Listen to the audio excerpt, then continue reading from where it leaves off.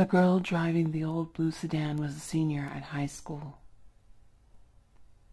She lived on a farm about 8 miles away and used the car to drive back and forth. She had driven into town that night to see a basketball game. Now she was on her way home as she pulled away from the school. She noticed a red pickup truck and followed her out of the parking lot. A few minutes later, the truck was still behind her. "I guess we're going in the same direction," she thought. She began to watch the truck in her mirror. She changed her speed. The driver of the truck changed his speed. When she passed a car, so did he. Then he turned on his high beams, flooding her car with light. He left them on for almost a minute. He probably wants to pass me, she thought. But she was becoming uneasy. Usually she drove home over a black road. Not too many people went that way, but she turned onto that road. So did the truck. "I've got to get away from him," she thought. And then she began to drive faster.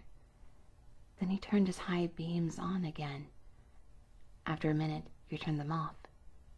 Then he turned them on again and off again.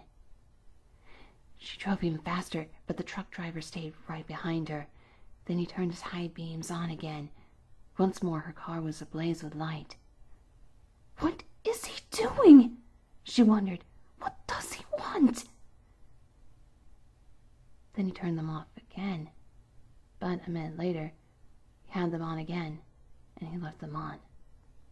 At last, she pulled into her driveway, and the truck pulled in right behind her. She jumped from the truck and ran to the house. "Call the police!" she screamed at her father. Out in the driveway, she could see the driver of the truck. He had a gun in his hand. When the police arrived, they started to arrest him, but he pointed to the girl's car. "You don't want me," he said. "You want him."